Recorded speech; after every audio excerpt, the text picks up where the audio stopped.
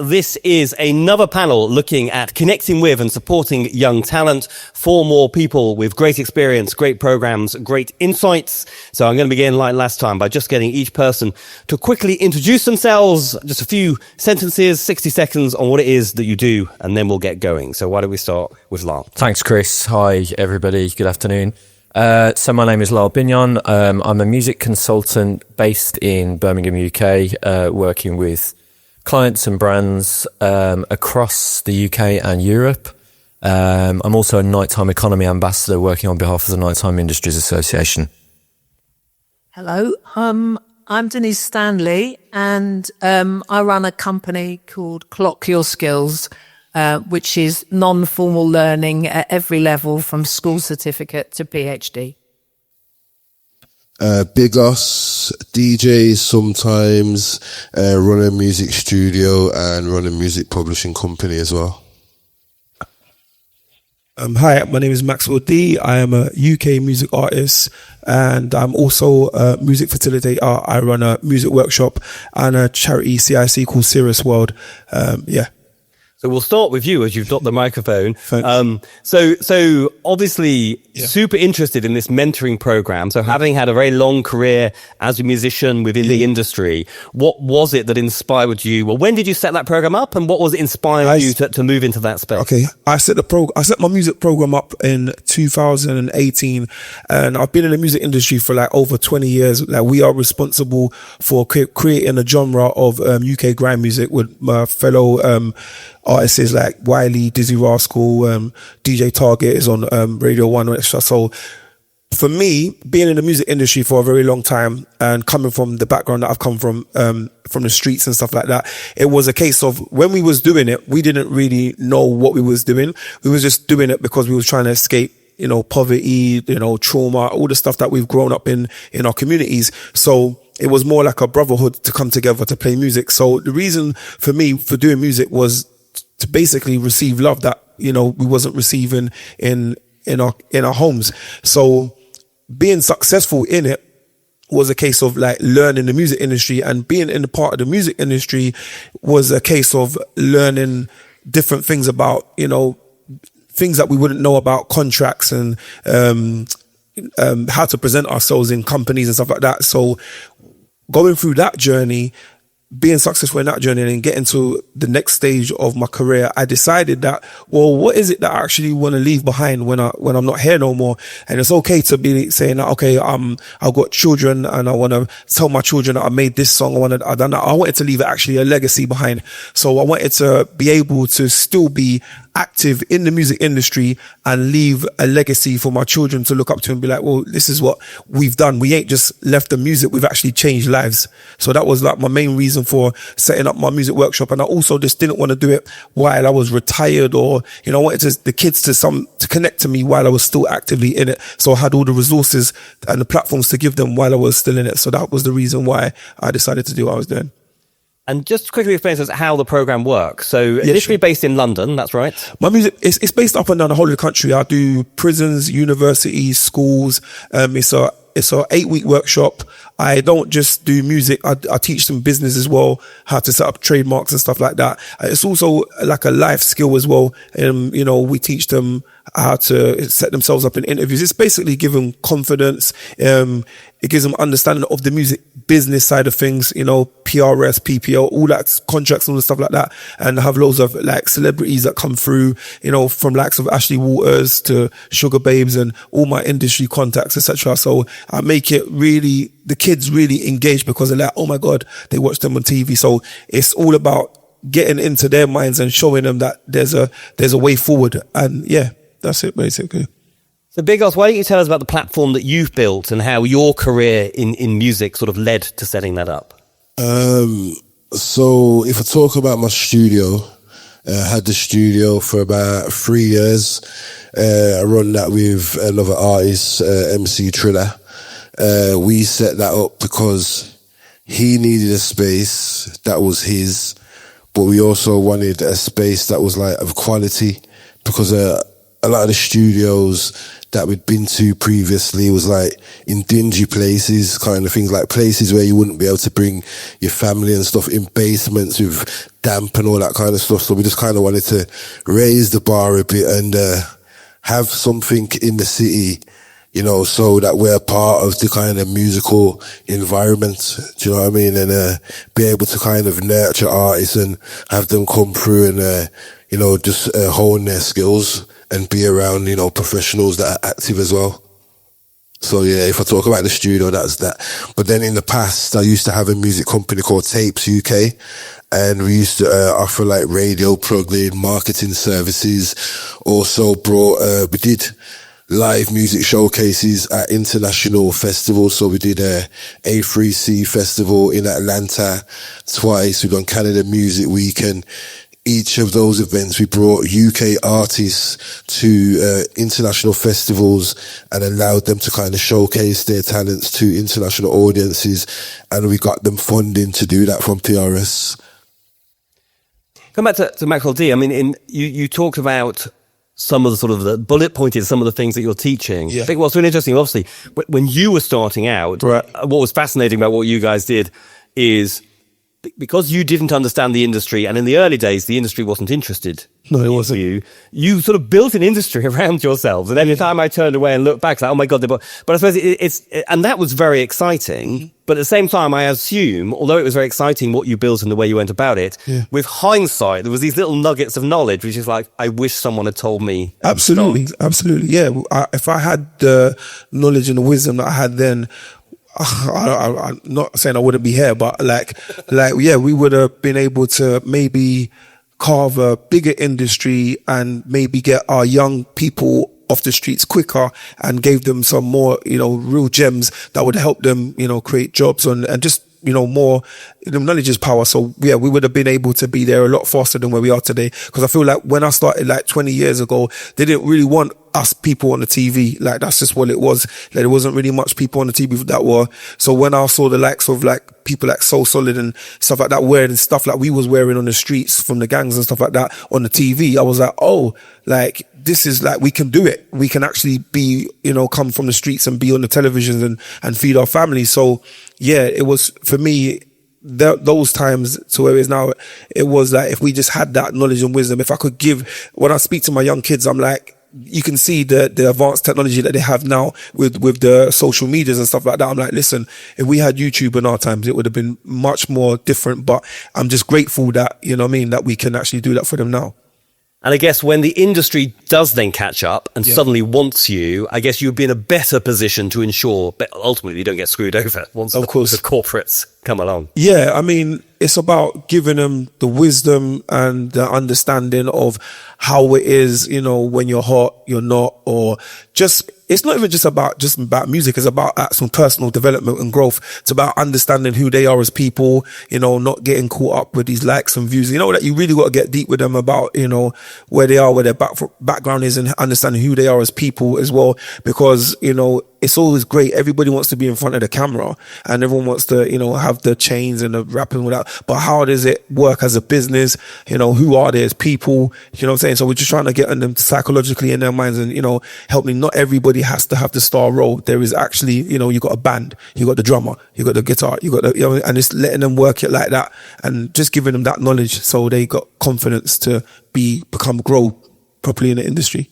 So come back to Biggoss. I mean, in terms of the original business where you were pushing artists out to give them exposure, but also the studio now, I mean, is there knowledge that you see that you could be sharing and passing on to the artists who are coming through your studio and your program that will help them build a career around their creativity? Definitely, you know, 'cause, for example, as a DJ, I learned like how to send out music because I realized how I was receiving the music, and a lot of artists, that was one thing I found that they struggled with how to send their music out to radio, to DJs and stuff like that. A lot of them would send me files that weren't even named correctly. So, you know, they'd send me audio 1, 2, 3, 4, 5, 6, 7 and expect me to find that file and then to be able to play it on the radio kind of thing. It didn't work. So yeah, there was a lot of gems like that I wish I knew about radio. Artists need to know about radio plugs and things like that. terms of publishing, it's about representation. So, we started a publishing company because in the lockdown, I was watching TV. I seen publishing come on the credits. I started doing my research and I looked at the publishing and I thought, all these publishing companies, but none of the staff look like me. But then the music that I was using is from people that look like me. So I found that representation was important.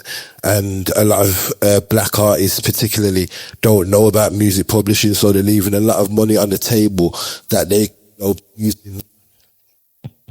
I think it'll work. Yeah, leaving a lot of money on the table that they could be using to reinvest into their craft, especially in the early stages. So yeah, that's it's important. Yeah, allowing them to sort of, well, first of all, the admin tasks like, making sure your files are named properly, et cetera, et cetera. Definitely. But then also just understanding there are all these little pots of money that as an artist, you need to make sure you're accessing all of them. And if you don't, someone else will access it on your behalf. And there's as well, a lot of artists don't know about fun. They're struggling and, there's a lot of help out there for them. Yeah. So you guys are through your various projects. I've seen lots of young people coming through. You're seeing the knowledge they need and doing what you can to share that knowledge. Denise, I'm going to come back to you next. So, well, first of all, before I ask you some questions on all of this stuff, just give us the very quick Clock story to explain what Clock is and how and why you set it up. Okay, so if you think of my background as a woman with working class parents, both factory workers, I had a fully funded education, so no debt. And I had no context. I was a busker when I started university. When I finished it, I was a busker. And Fully funded because it was the era where the government It was the era when government paid for everything.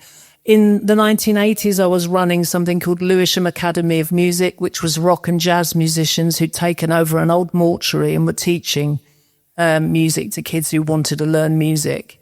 I then set up a record label to train black music managers in the 80s. So all of the things that you're talking about now, for 3 decades, I was trying to do exactly what this meeting is about, which is to how do you scale that up? How do you connect people? How do you validate and recognize what the non-formal learning that all of you are doing? Every single person that's involved in these projects is a role model. And that's the most important thing. When I was playing the double bass as a kid, there were no women in the orchestra, only men. There was no one to go, oh, well, why am I learning the bass then? I gave it up at 18. So the role models and the people who've done things are learning non-formally. Daniel's video showed his non-formal learning. What Clock does is recognize non-formal learning. Daniel, with his background, could, if he'd have come to Clock, if it was there then, he would have got a postgraduate certificate for the stuff that he'd done when he was younger. Age doesn't come into it. It's what you do. So Clock stands for Collaborative Learning, Open Curriculum, and KIT, which is People and Platforms.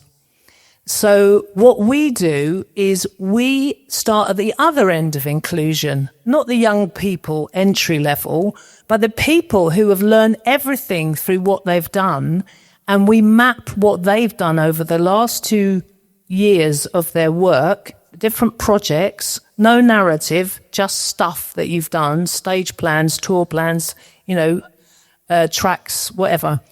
And they can get a postgraduate certificate by just looking at that. And then we work down at industry entry level, competent practitioner level, like a driving test. You are competent to do that job. Here is a level 5, which is equivalent to a foundation degree level. And recently we've gone downstream to level 1, 2, and 3. So to answer the question, the reason we set it up and that I set it up as a company was a social justice reason that provides an alternative to a formal education process.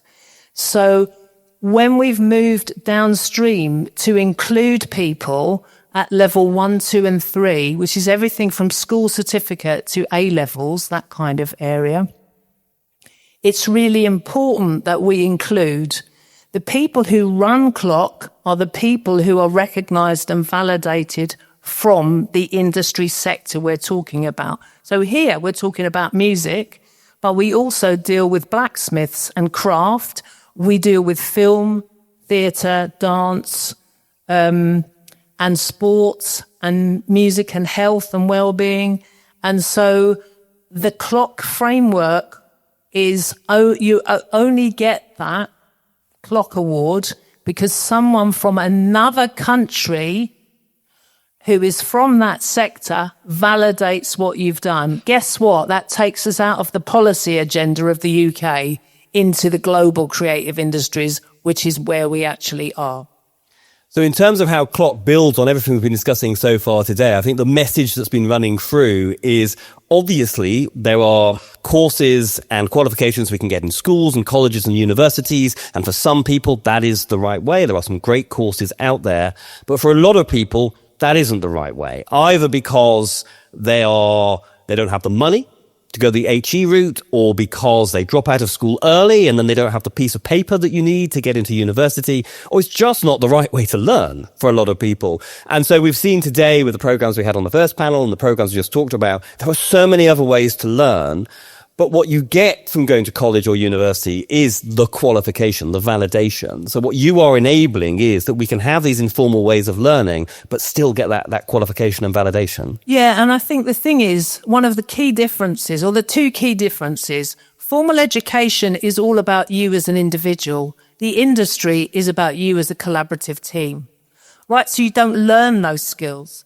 And in Clock, the collaborative learning, you learn to be part of a community. You learn how to develop social potential. You learn how to do peer-to-peer learning and share knowledge and skills, as well as the practice, which in this case is music. And so that process is really empowering. We run a music industry skills boot camp in London. And what we do is we don't do a narrow curriculum where producers learn and then musicians learn and then, as sound engineers learn and music marketers. We put them together in a group where we operate like a microcosm of the music industry. So everyone builds a relationship to understand what everyone else is trying to achieve in order to do it in a way that supports not only the artist or the product, but actually the capacity which gives people employability skills that are transferable for any industry alongside whatever craft it is they're working in, whatever role. And through this project, we've found that people who, inverted commas, have got significant barriers to employment can be supported through collaborative learning together to achieve more than they could individually and break those barriers down. And there's significant barriers like being a full-time carer at home, and having health challenges which you can't do routine work. So these are absolutely possible to deal with in a non-formal learning environment that would never be catered for in a formal environment. No, but it's fantastic. It's taking all of those benefits of the informal learning we've talked about today, but then providing the framework to allow the collaboration, the validation, etc. Lyle, I'm going to come to you next.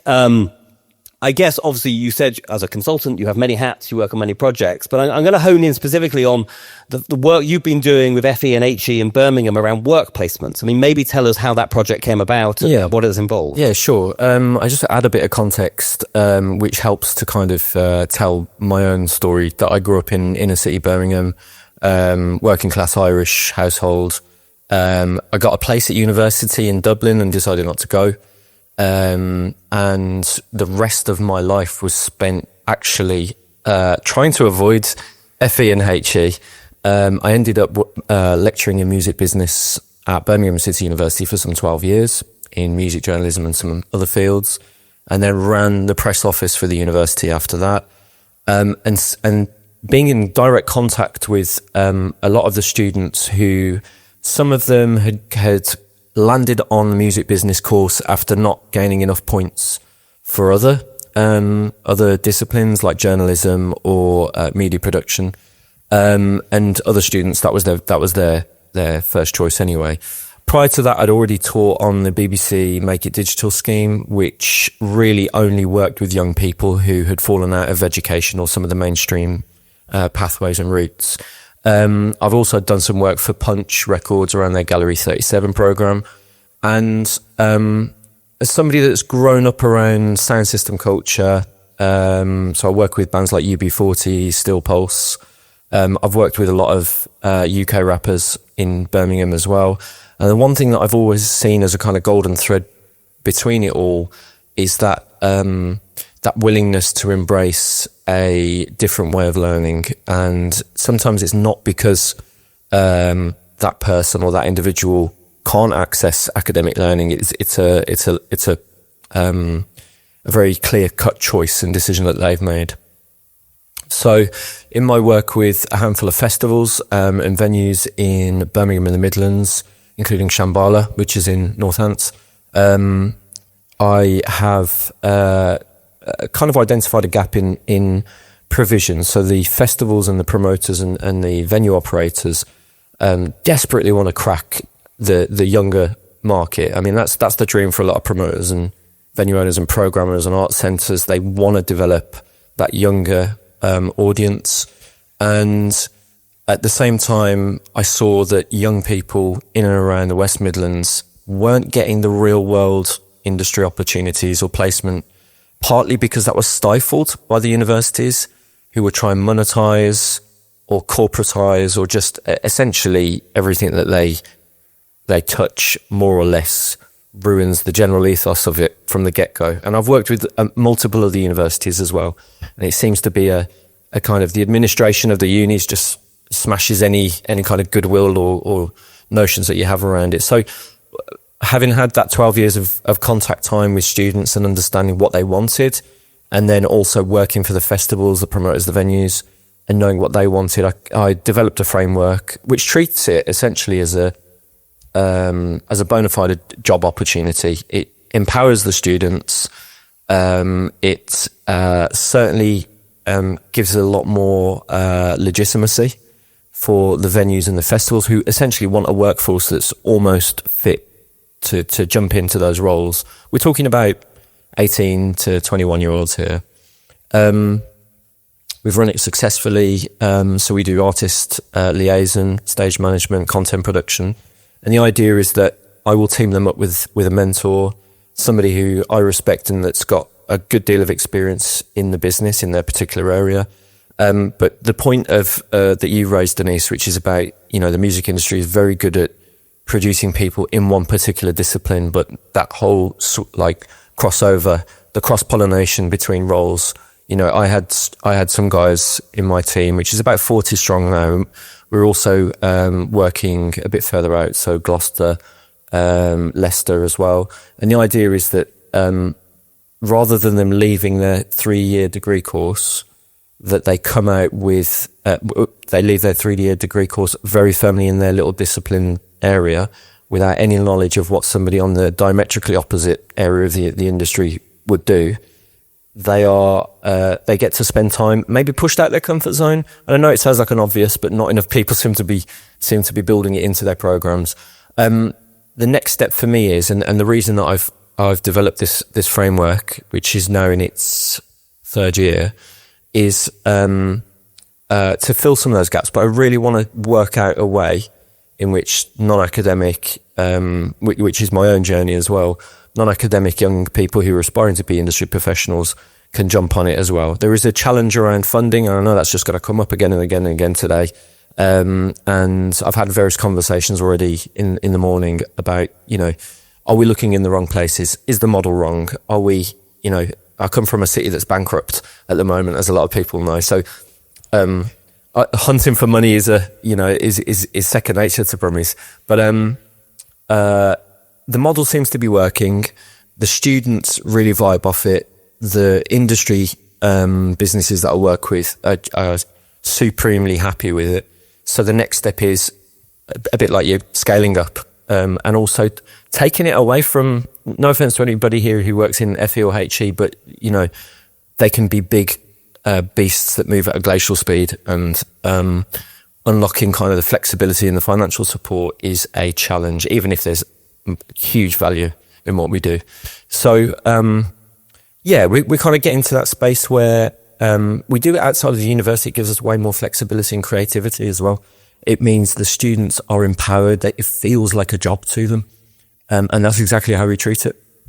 And I think what's interesting with both the projects you're working on is obviously today we're really focusing on informal learning, informal education and how we can do that. But then can we get some of the formalities of traditional education and basically mash them together? So we have, the framework that we can bring about collaboration. We have the framework where we can do qualification and validation. And what I love about the project you're doing is, some universities and colleges have their own schemes where they do work placements or they get you to go and work at a festival.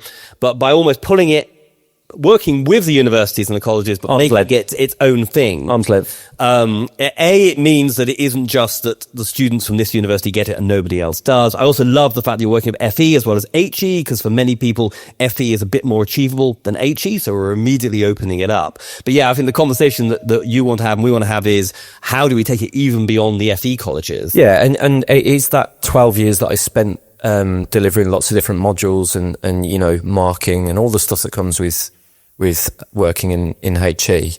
And I kind of took the best bits from that and the best bits from industry. I'm fortunate to have worked across both, and it's a bit of column A, a bit of column B, and it seems to be working. It's next steps. And would that model work when you are away from a university or away from a college? Us TBC, watch this space. In a moment, I'm going to ask you in terms of what the music industry could and should be doing to help you, but also to help the people that you're supporting. And I can then take that back to my relationships in the music industry. But before we get to that final question, are there any questions in the room that anyone would like to ask our panel? And I can come down with the microphone. Does anyone raise your hands now if anyone has a question for our team? Okay, there's one right at the back, because that means I've got to run. So here we go.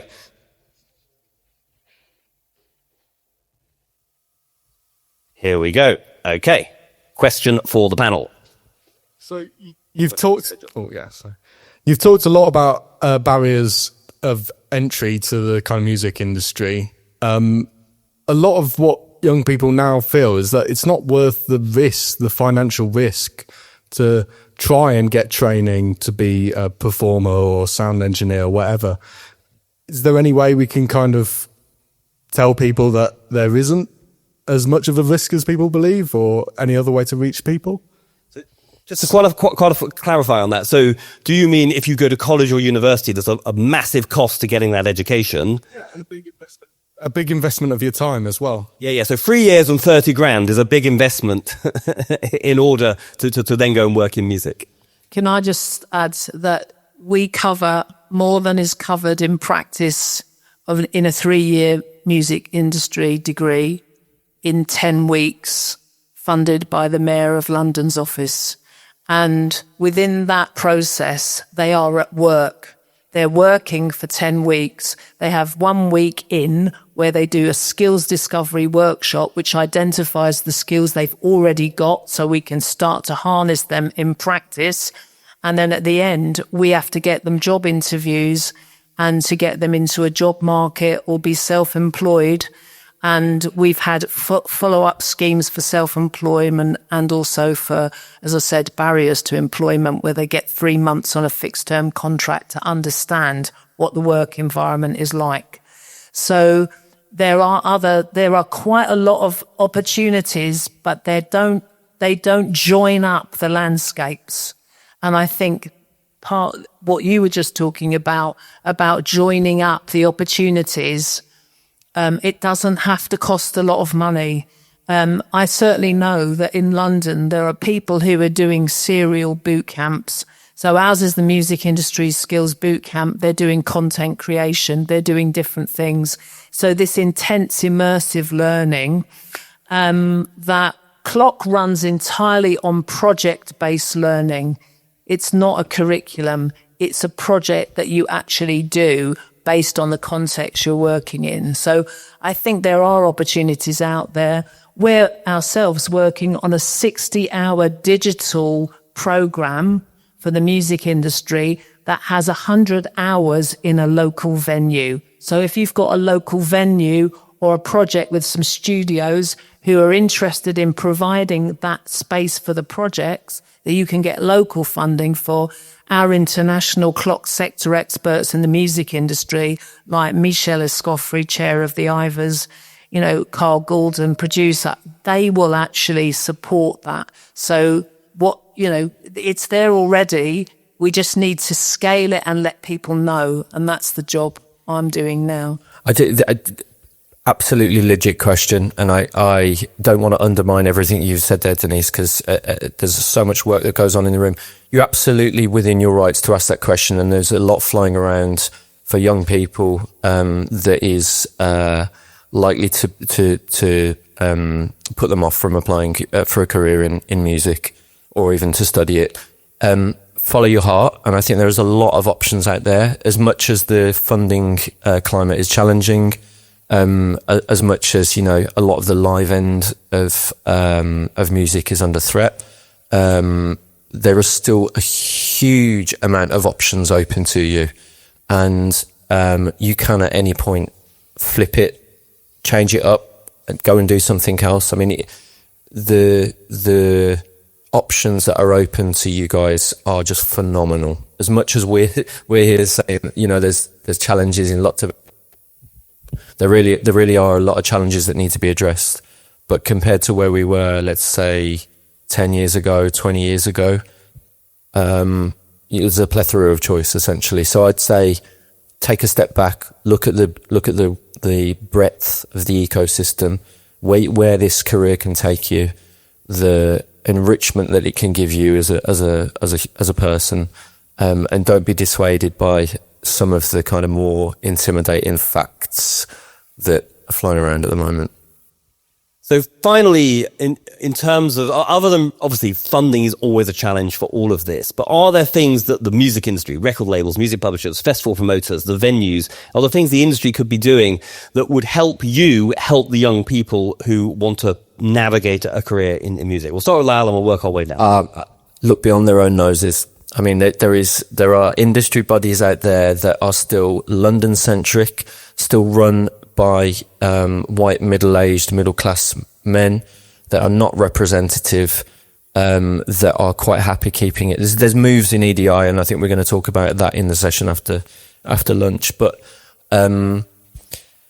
challenge your own privilege more, I think, because God knows there's still a lot of it out there, and there are some incredible initiatives, but the industry is more responsible for wholesale change than anybody else. We always look at the government and put out policies. Change can start from within the industry.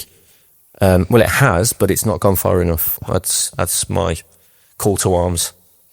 So I've got something really concrete in terms of give a young person or an older person who's new to music a 3-month fixed-term contract interview, who comes from projects that we are all doing across the country. Instead of using the normal HR recruitment strategies. And we've done that ourselves at senior level when they could not recruit senior black managers. Paulette Long, who some of you may know, OBE, she got a list of 40 black senior managers from other industries and clocks their skills to see who had got a music background that could have been their faith group, could have been that they were a DJ or something else, looking at their invisible skills. So it's absolutely possible for them to do this. They just need to do it. To go first? You know what? This question's really, really quite interesting because it's like really hard to answer. When I've been at certain places at a high level, I'm just going to be brutally honest. It's like a double-edged sword because it's a music business. It also needs to make money as well. And I'm going to be honest with you, these record companies and record labels, no, they don't care. That's not their interest. They're here to make money. They're a corporate company. They don't understand. They only understand data. They don't really understand the talent, the people. They're not there for that. The problem is what I see with the record companies and stuff like that is that what do we need from them? We just need their resources. You know what I mean? We just need their connections. We don't really need them. Do you know what I'm saying? So the problem is, I think we need to start working amongst ourselves and stop looking up to these people for any help or guidance. They do have there's people, your friend might be a business manager or it's the same sort of strategies. They just understand data and they will, use their money and their resources to come down and clamp and take our young talent off the street and put it in the machine. So what do we need them to do more of? Is to share their resources more. So I think we need more of our people inside, as like we call them, the inside man, to get inside there, take the resources and bring it back out to us and spread it around. So I feel that, we do need record companies and that to be involved. They are starting to be involved, but have you noticed whenever these corporate companies get involved, they take it and then they move it away and then they build up shop and they spread it around themselves and then we left with like more or less nothing. So do we really want them? No. But do we need them? Yes. So it's like a double-edged sword, as I said at the beginning. So that's my advice to a lot of the people that I with is just get their brand association. Just get a brand association with them. Don't really need to necessarily get them involved. As long as you got, if you're doing a workshop or something, you got Sony sponsored or Universal, Nike, Adidas, that is enough to bring in a lot of stuff, but you don't really need their, other than their resources. That's what I would say personally. Yeah. Sorry, Biggs. Something that I've seen in Atlanta is a lot of record labels are linked with local studios. So for example, when I went to DJ Drama's studio, Atlantic Records have got a space in there. So that builds a bond and the brand association that you're saying kind of thing. And I also think like big companies, in terms of sharing resources, it needs to be kind of like countrywide. Because a lot of the time it's easy to kind of have everything based in London, but then, you've got like Manchester, Birmingham, the whole of the Midlands, everywhere. So it's about kind of casting the net further afield to make sure everyone's involved and included. That's really sad, isn't it? Is they don't need to build things all over the country. They need to find the things that are already built and then engage and support them. Definitely. And then that's how we can get that infrastructure. Really interesting conversation. Well, I'm now going to invite Shanice to come back on the stage because she's going to introduce some videos and some short, punchy presentations that we're going to have up till lunch. But while we are doing all of that, and I think we might move these chairs as well, can we have a quick round of applause for my brilliant panel? Thank you.